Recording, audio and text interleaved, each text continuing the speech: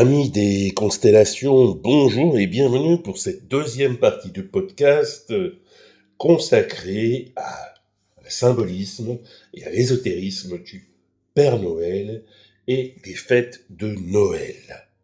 Alors que pour que Papa Noël ait envie de descendre du ciel jusque dans notre foyer pour y déposer les cadeaux par milliers, eh bien, il va falloir rendre notre foyer accueillant, notre maison accueillante. Comme le Père Noël est un personnage gourmand qui aime les bonnes choses, nous avons vu bien sûr la présence obligatoire de la bûche de Noël et de sa symbolique. Aussi, la table de Noël est symboliquement décorée d'offrandes qui symbolisent la fraternité, la chaleur du cœur, l'hospitalité, pour pouvoir non seulement attirer le Père Noël, mais également nos invités, que ce soit les membres de notre famille ou les amis avec qui nous allons partager ce moment précieux dans un moment de débordement d'amour du Créateur qui a donné à l'homme tout ce dont il avait besoin pour bien vivre.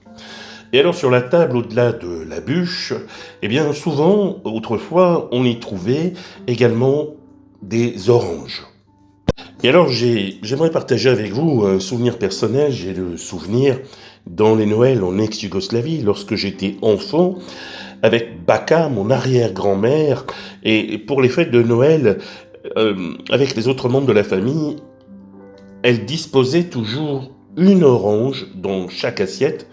Nous étions certes issus d'un milieu modeste, mais mon arrière-grand-mère choisissait les oranges au marché, au magasin, de la manière en fait la plus méticuleuse qui soit. Ils choisissaient de bonnes grosses oranges et on les plaçait dans l'assiette de chaque membre de la famille.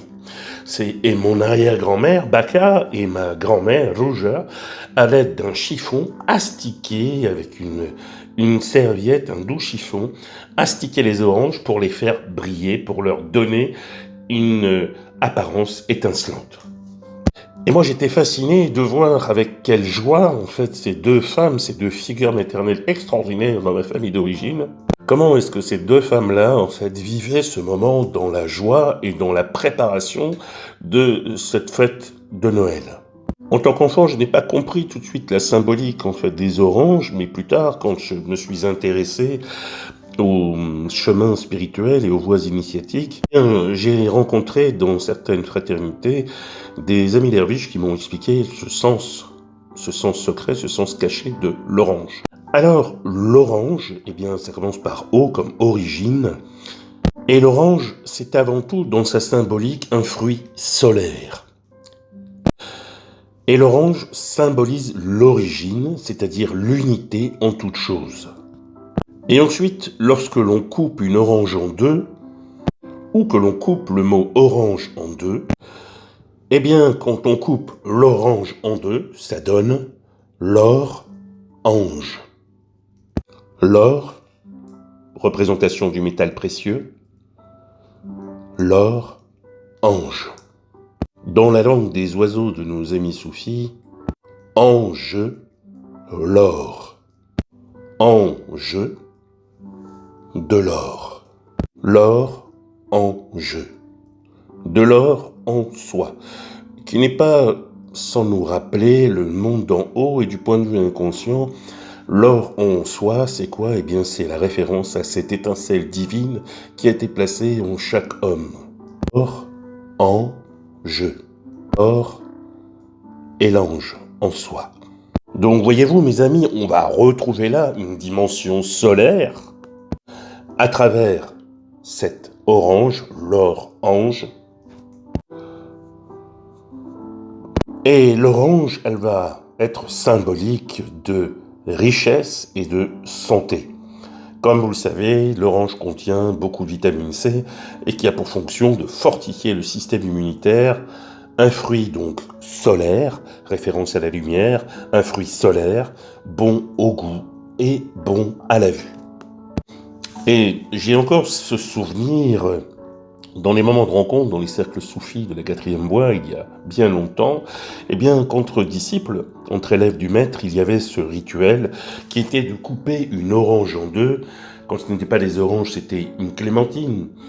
on coupait une orange en deux et on offrait volontairement l'autre moitié de l'orange à un frère ou une sœur de la voix. C'était là symboliquement la reconnaissance de cet or, cette reconnaissance de l'ange en l'autre, de cet or, de cette étincelle divine, de cette lumière déposée à l'intérieur de l'âme humaine, à l'état de germe. Et c'était le principe systémique et spirituel quand on offrait cette moitié d'orange. Je te vois, en regardant consciemment l'autre dans les yeux, je te vois, et j'accepte ton destin et le mien comme ils sont. Je t'accepte tel que tu es, car quoi que je pense, quoi que je ressente ou quoi que je fasse, tu es une partie de ma vie. Autrement dit, tu es une partie de moi, de cette vie qui est la mienne. Je vais arrêter là, sinon je vais couler une petite larme de nostalgie, mais revenons justement à notre table pour accueillir le Père Noël et tous les amis ou membres de la famille de cœur qui vont venir à cette table. Dans certains foyers, on plaçait des oranges, et parfois quand il n'y avait pas d'oranges, on plaçait des pommes, et parfois les deux. Alors pourquoi, en fait, la pomme est également présente sur les tables de Noël ? Eh bien, ceci fait référence dans les mythologies grecques aux Hespérides, et les Hespérides, ou nymphes, eh bien, elles étaient, dit-on, les gardiennes d'un jardin magnifique dans lequel poussaient des arbres, et la vertu de ces arbres, c'est qu'ils produisaient des pommes d'or. Donc, ces pommes d'or étant considérées comme le fruit de l'immortalité. C'est ainsi que, pour les fêtes de Noël, ce rituel symbolique d'offrir des oranges ou des pommes présents à table dans l'assiette, eh bien, était symboliquement cette représentation de l'élixir de l'immortalité, le fruit de l'immortalité, à travers l'or ange, à travers la pomme d'or. Combien d'entre nous se souviennent du sens symbolique de ce qu'est une orange dans l'assiette la veillée de Noël ou le jour de Noël ? Et peut-être que certains d'entre vous se souviennent, l'un de nos présidents en campagne électorale, avoir effectivement ce symbole de la pomme et ce slogan « Mangez les pommes ». Beaucoup de journalistes à l'époque ont été interpellés, se sont demandé, mais pourquoi ce président, justement, en fait, avait choisi ce symbole de la pomme ? Eh bien maintenant, vous savez un peu mieux le pourquoi du comment. Alors, revenons à notre foyer, à notre maison, pour que le Père Noël ait envie d'y venir déposer des cadeaux, et que nos invités aient envie de passer un bon moment avec nous. Eh bien, dans chaque foyer, il y avait aussi symboliquement un espace qui, notamment, était la pièce principale, qui était le foyer, qui allait pouvoir accueillir toutes les festivités de Noël. Alors, la pièce principale où l'on met le sapin, où l'on décore, où l'on crée toute cette dimension magique de Noël, eh bien, elle va représenter symboliquement la métaphore de la caverne de Platon, l'entre-deux, ce passage initiatique du monde de la lumière qui descend dans le monde terrestre ou dans les mondes des ténèbres. Donc, pour donner envie au Père Noël, qui quand même devait se l'écailler dans son traîneau, et pour qu'il puisse venir se réchauffer, eh bien, on rassemblait la famille et les amis autour d'un bon feu. Et en allumant le feu, en alimentant le foyer, eh bien, symboliquement, on alimente le cœur de la maison. Dans sa symbolique, c'est répandre la chaleur du cœur pour tous les autres en attendant la hotte du Père Noël. Et non pas la Mère Noël hotte. Donc, dans cette pièce principale, eh bien, on y installe un sapin. Et le sapin, eh bien, va être situé dans cette pièce centrale de la maison, au cœur du foyer, avec cœur.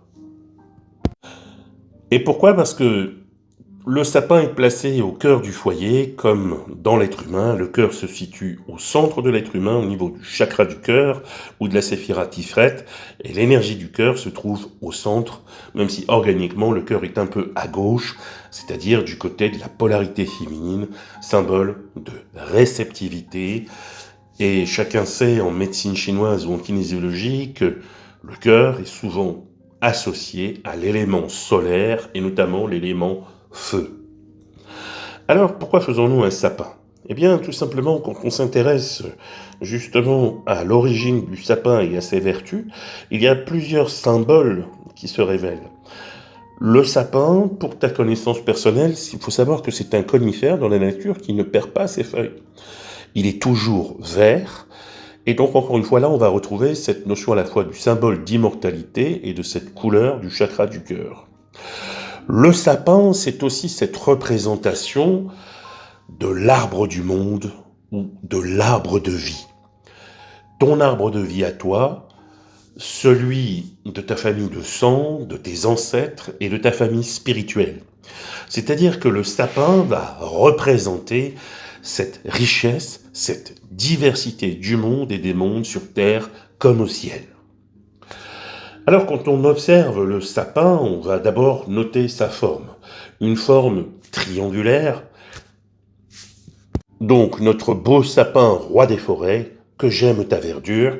Donc au sommet de sapin, une forme qui nous rappelle symboliquement la montagne cosmique, une forme triangulaire comme une montagne sacrée à gravir. Et au sommet de la montagne, une étoile. Cette étoile qui va symboliser à la fois l'étoile de Vénus dont nous parlions tout à l'heure concernant ce Jésus de Nazareth, mais qui va également représenter l'étoile polaire qui se trouve au sommet de l'axe du monde. Comme chacun le sait, l'étoile polaire est fixe, c'est le ciel et les étoiles fixes présents dans le cosmos, où tout va se manifester à partir de ce point central. Et ceci, vous le retrouverez dans toutes les cosmogonies, comme la montagne polaire au-dessus du mont Meru, par exemple. Alors revenons à notre beau sapin, roi des forêts, que j'aime ta verdure. Pourquoi orne-t-on le sapin de boules de couleurs multiples? Eh bien, les boules sur le sapin vont représenter les différentes séphiras de l'arbre de vie, ou les chakras ou sous-chakras. Mais les boules vont également représenter par leur couleur et surtout leur taille, elles vont représenter les planètes qui vont apporter leur force, leur puissance à l'évolution des âmes humaines et qui participent à l'évolution de la conscience de l'humanité. Selon la tradition et les époques, les boules de Noël vont représenter aussi les hiérarchies spirituelles à l'œuvre dans le monde et dans l'âme de la famille et dans sa propre âme. Le sapin, au minimum dans sa symbolique, était autrefois constitué de 7 branches ou 12 branches symbolisant les stations, les niveaux de conscience, les stations spirituelles Al ou Makamat que l'on retrouve dans la mystique soufie. Et cela avait un lien direct avec les forces spirituelles de l'arbre de vie, de l'arbre du monde, de l'esprit du monde, de cette lumière infinie décrite par toutes les traditions. Et sur ce sapin, pour ceux et celles qui en ont fait un chez eux, avec leurs enfants, seuls ou avec leurs amis, eh bien, on va placer des guirlandes. Et les guirlandes en elles-mêmes, elles vont représenter cette symbolique de la montée et de la descente de l'âme humaine dans l'arbre de vie, un petit peu à l'image de l'échelle de Jacob, ou dans la Mésopotamie ancienne, des ziggurats. Et ces guirlandes montantes et guirlandes descendantes vont symboliser le monde de l'évolution, le monde de la lumière et celui du monde de l'involution. L'ombre, la cave, la caverne qui nous fige et qui nous mène directement vers la mort et vers nos ancêtres. Je fais une parenthèse à ce niveau-là, c'est entre autres pour cela que dans l'islam, eh bien, on condamne sévèrement le culte des morts, mais en revanche, on encourage à des moments clés dans l'année le culte aux ancêtres, présents dans la grande âme des ancêtres. Voilà pour cette petite parenthèse. Les guirlandes sont souvent lumineuses. Encore une fois, cette représentation de la lumière infinie au solstice d'hiver, et elles vont elles vont être de couleur argentée, dorée, rouge, vont représenter ces états de conscience, ces niveaux de conscience de l'humanité, ces séfiras, ces chakras, ces séphirotes, et vont magnifier la diversité du monde et des mondes. Waouh! Tout ça dans un sapin. Voilà, est-ce que, Nicolas, tu n'aurais pas fumé de la ganja, ou ne serais-tu pas sous l'emprise de LSD? Mais où vas-tu trouver cela? Eh bien, je suis désolé de vous le dire, je n'ai pas fumé ni de ganja, ni pris du LSD. C'est simplement la réalité des anciens dans la façon de regarder ces fêtes de Noël à partir d'un regard de connaissance.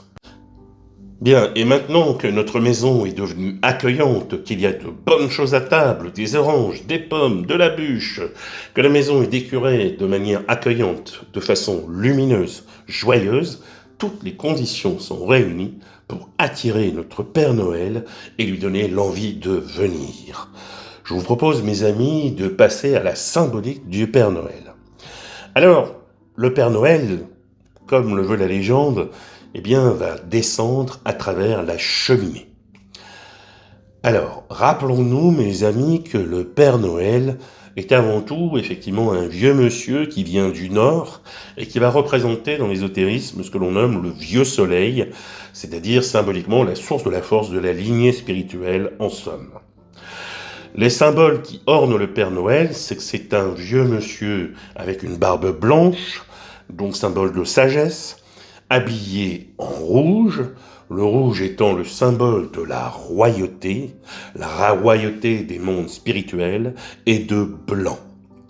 Le blanc symbolise à la fois la lumière infinie, mais représente surtout la pureté, et dans le monde terrestre et spirituel, il est synonyme d'autorité spirituelle. Et notre bon vieux Père Noël, eh bien, il apporte des cadeaux, et les cadeaux, dans leur symbolique, vont être la manifestation dans le monde de la matière des vertus de l'amour, de la générosité, du partage, du don de soi au monde, à nos amis, à nos hôtes, et à l'inclusion de tous, les petits comme les grands, les jeunes comme les très vieux. Et notre Père Noël, il n'arrive pas les mains vides, il arrive avec la hotte du Père Noël. Donc, si nous revenons au Père Noël, eh bien, la hotte qu'il porte sur son dos, cette hotte, elle va représenter les promesses, les graines données par Dieu, la promesse d'une abondance nouvelle, le passage donc d'un état ténébreux à un état plus lumineux, où l'obscurité diminue pour une lumière qui augmente à partir du solstice d'hiver. Donc symboliquement, la hotte du Père Noël, elle représente toutes les promesses, ou on dirait de manière moderne, toutes les intentions posées ou exaucées par cette fameuse lettre que l'on a écrite au Père Noël et dont la hotte contient la réponse. Et alors notre bon vieux Père Noël, malgré son voyage à travers les cieux et à travers la terre et les différentes maisons dans lesquelles il doit descendre dans la cheminée, c'est-à-dire symboliquement descendre du ciel, du monde de la lumière, jusqu'à la terre, et il va descendre avec un traîneau. Alors le traîneau du Père Noël, eh bien, va faire référence du point de vue ésotérique au char céleste, présente dans toutes les traditions religieuses et spirituelles. Donc le traîneau du Père Noël symbolise le véhicule céleste, le char divin, entre autres celui qui va nous rappeler par exemple le char d'Élie dans le judaïsme ou dans la Kabbalah judéo-chrétienne, où ces 4 roues, ces 4 grands esprits, rois, entourant et protégeant le trône de Dieu. Donc le traîneau symbolise le véhicule de la conscience spirituelle, de la conscience divine. C'est aussi chez nos amis hindouistes, les Vimanas du Mahabharata et ce char céleste représentant le char de la divinité suprême. Et donc notre traîneau va symboliser ce corps spirituel, ce véhicule de conscience supérieure et divin. Les reines, bien sûr, qui vont tirer ce traîneau et notre Père Noël, eh bien, vont symboliser l'instinct animal, ou plus simplement ou naturellement, la connexion entre l'homme et les forces de la vie terrestre et de la nature. Ainsi, le traîneau, avec le Père Noël dedans, viennent d'un autre monde, qui n'est pas ce monde terrestre. Dans l'évangile selon saint Jean, Jésus dit « Mon royaume n'est pas de ce monde ». Jean 18, 36. Et dans l'évangile de saint Luc, ce Jésus, toujours le même, nous dit « Le royaume de Dieu est au milieu de vous ». Luc 17, 21. Ce qui signifie que la puissance de la lumière, la puissance de Dieu, réside dans le cœur des croyants, dans le cœur du Père Noël, mais également dans le cœur de tout homme. Ce n'est pas sans rappeler, dans cette mythologie indienne, cette histoire où les dieux se rassemblent, à l'époque polythéiste, où tous les dieux se rassemblent et se demandent mais où cacher la divinité ? Et les différents dieux illustrent toutes les possibilités sur Terre où cacher, planquer cette divinité, et ils finissent par arriver à la conclusion de placer cette divinité, cette lumière infinie, en l'état de germe dans le cœur de l'homme, le seul endroit où il ne pensera pas à regarder. Mais revenons donc à notre Père Noël. Donc notre Père Noël, son traîneau et ses rennes, cette symbolique du passage du ciel, du monde de l'esprit, du monde spirituel au monde terrestre, et cette porte du ciel qui s'ouvre donc au solstice d'hiver et qui permet au monde supérieur et à toutes les intelligences issues du monde de l'esprit de se manifester dans le monde inférieur ou intérieur de la maison ou dans le monde intérieur de l'être humain, pour peu que celui-ci se mette en état de réceptivité. Et donc notre fameux Père Noël, qui ne fait en aucun cas une taille 34 ou une taille 38, notre Père Noël bien dodu, eh bien il va passer par la cheminée. Enfant, je me posais la question, peut-être vous aussi, mais comment est-ce qu'un Père Noël dodu et bien rond comme je peux l'être, peut-il passer dans un conduit de cheminée aussi petit ? Et qui plus est, sans salir ses beaux vêtements. Bien, cette descente du Père Noël dans la cheminée, il va représenter ce Jésus-Christ, ou il va représenter les prophètes du passé qui descendent dans le monde terrestre, dans le monde justement coupé en fait de l'essence spirituelle. Et on dit originellement dans les traditions initiatiques que les maîtres de sagesse ou les prophètes sont ceux et celles qui descendent dans la saleté terrestre, qui viennent justement au milieu de la souillure, au milieu des impuretés, au milieu de l'ombre, pour apporter leur lumière. Vous voyez, on retrouve là encore un aspect du protocole de Saint Jean, et la lumière, lui, dans les ténèbres, et les ténèbres ne l'ont pas reçu, ne l'ont pas saisi.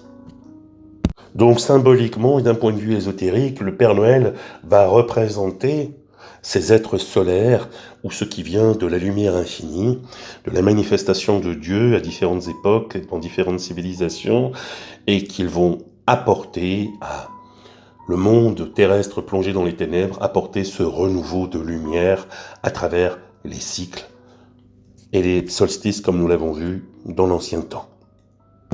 Donc la cheminée, c'est ce qui va représenter l'axis mundi, l'axe du monde ou la verticalité des derviches tourneurs dans le sabbat.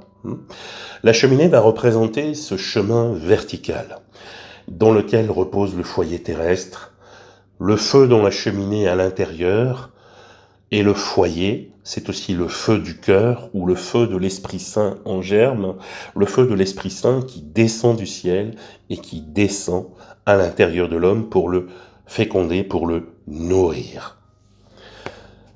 C'est pour l'être humain cette possibilité de passer du foyer terrestre au foyer céleste, ou de passer de la matérialité à la spiritualité. Si on va un peu plus loin que notre territoire français, dans la philosophie indienne, la cheminée, elle, va faire référence aux 3 canaux énergétiques responsables de la circulation des forces de vie, le prana, selon les principes du yoga et de l'Ayurveda, c'est-à-dire ces 3 canaux, donc les Ida, l'énergie féminine lunaire, la réceptivité, Pingala, l'énergie masculine solaire, et le canal central, la cheminée, Sushumna, associé à l'ascension de l'énergie spirituelle que l'on va nommer Kundalini. Et cette montée de l'énergie va mener à l'illumination dans cette révélation de la lumière infinie. c'est-à-dire d'une porte qui ouvre sur la voie des dieux et sur la voie de l'origine de toute chose. À l'inverse, lorsque la porte des hommes est fermée, lorsque l'être humain se déconnecte ou ne se relie plus au monde supérieur ou à l'origine, eh bien, ils sont coupés de leur être, de leur essentiel, et coupés de leur étincelle divine, et cela, dit-on en Inde, ouvre ce que l'on nomme la Pitrayana, et c'est la voie des ancêtres à ce moment-là qui les tire vers les morts et les cultes des morts, dont on a dit tout à l'heure qu'il était rejeté dans la pratique de nos amis musulmans. L'hommage aux ancêtres, oui, le culte des morts, non. Voilà, c'est toujours ce choix de la vie, ce choix de la lumière infinie. Et à l'intérieur du foyer, à l'intérieur de la cheminée, quand le Père Noël descend du ciel, petit Papa Noël, quand tu descendras du ciel, n'oublie pas mon petit soulier.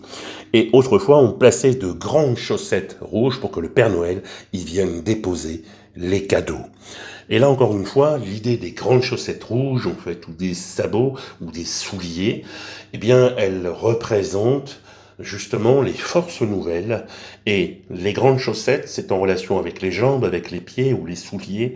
C'est dans cette symbolique de recevoir les forces spirituelles, cette lumière en fait infinie qui descend pendant cette période sacrée de Noël, pendant ce solstice d'hiver, et qui petit à petit donne aux êtres humains les ressources nouvelles pour l'année à venir, pour réaliser la nature de leur destin, c'est-à-dire d'avoir une possibilité nouvelle de matérialiser, d'incarner les vœux du cœur et de réaliser la destinée.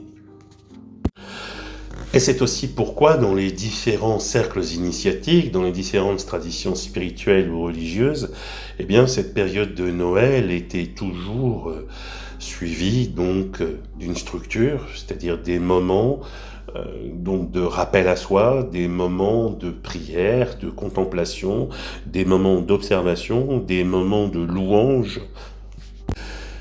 Et on ne se gavait pas comme des cochons, en fait, de caviar, de foie gras, de champagne, de pinard, de fromage, même si tout ça est délicieusement bon, c'est pas le sujet. Encore une fois, en fait, tout ça n'est pas un mal, tout ça n'est pas péché, comme on le dirait chez nos amis chrétiens. Hein, c'est tout ce qui est en excès, en fait, devient en fait un vice plus qu'une vertu. Et à notre époque, ces fêtes de Noël, sponsorisées par Coca-Cola, qui sponsorise directement les vêtements du Père Noël dans toutes les publicités qui ornent le monde entier, eh bien, il y a cette forte impulsion à n'être tourné que vers la dimension instinctive et animale, vers la satisfaction des sens immédiate, et où volontairement et involontairement, l'être humain est occupé à ce qui se passe à l'extérieur de lui et peu à ce qui se passe à l'intérieur de lui. Car si vous n'êtes pas dans la présence à vous-même, dans le rappel de soi, ou dans l'observation intérieure, ou dans l'écoute intérieure, eh bien vous n'allez pas percevoir en fait cette lumière infinie, cette force nouvelle et ces graines déposées en vous, pour effectivement l'évolution de l'année à venir dans cette lumière infinie renouvelée. Noël, le renouvellement de la lumière dans la création de tous les mondes.